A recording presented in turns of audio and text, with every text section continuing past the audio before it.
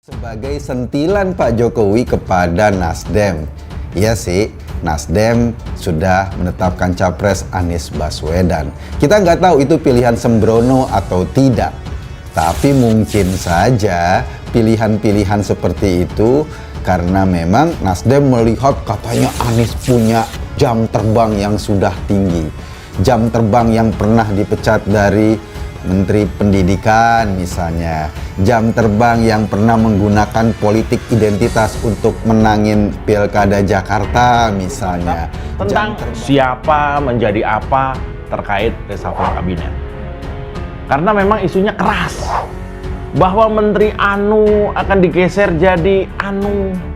Menteri ini diganti jadi Menteri itu. Riuh, juga deg-degan. Terutama figur yang banyak masalah di kabinet. Aduh.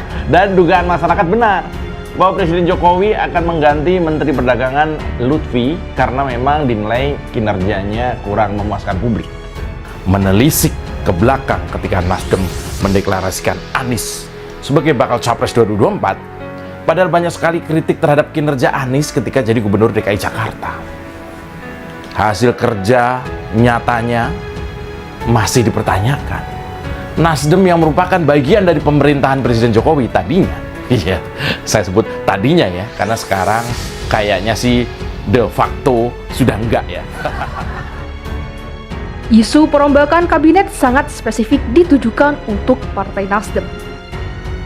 Menurut pengamat politik Adi Prayitno, salah satu alasan yakni Partai Nasdem mendeklarasikan Anies Baswedan sebagai kandidat bakal calon presiden 2024. Reshuffle ini berembus untuk merespon Nasdem dengan manuver politiknya mengusung Anies untuk maju di 2024. Jelasnya saat ditemui di kantor DPP Projo, Pancoran Timur, Jakarta pada Rabu 28 Desember 2022.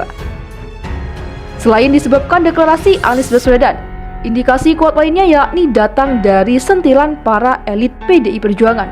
Mereka menyindir melalui pernyataan terbuka kepada Nasdem agar dievaluasi bahkan keluar dari koalisi pendukung pemerintah. Belakangan ini juga kita mendengar Pak Jarod, Ketua DPP PDIP, meminta secara spesifik mention sejumlah Menteri Jokowi untuk dievaluasi, Menteri Pertanian, dan Menteri Lingkungan Hidup. Ini artinya apa? Ini bagi saya persoalan isu reshuffle kali ini spesifik ditujukan kepada Nasdem karena kalau ini sifatnya umum, papar Direktur Eksekutif Parameter Politik Indonesia itu. Selain itu, Adi juga menyoroti begitu banyak menteri-menteri di Kabinet Indonesia Maju yang layak untuk dievaluasi. Begini harapan Ketum PP Muhammadiyah jika Jokowi melakukan reshuffle kabinet.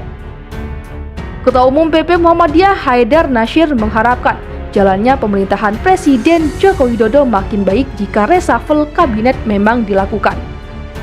Kalau reshuffle terjadi, kami berharap jalannya pemerintahan semakin baik, profesional, kata Haidar Nasir di kantor PP Muhammadiyah di Jalan Cikditiro, Yogyakarta, Kamis 29 Desember. Mampu menjalankan tugas untuk kepentingan rakyat, kepentingan bangsa dan negara. Itu saja poinnya, lanjut Haidar.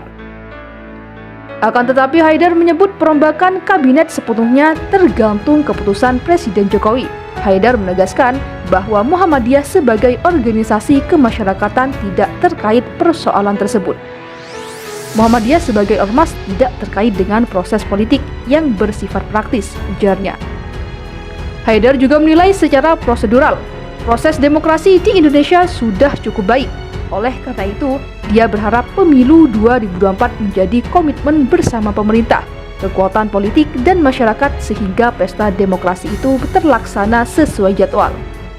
Semua itu agar kita bisa mengawal proses pemilu jurdil dan memastikan rakyat dapat melaksanakan proses demokrasi secara gembira, bersaudara, dan menghasilkan pilihan-pilihan terbaik untuk kepentingan bangsa, tutur Haidar.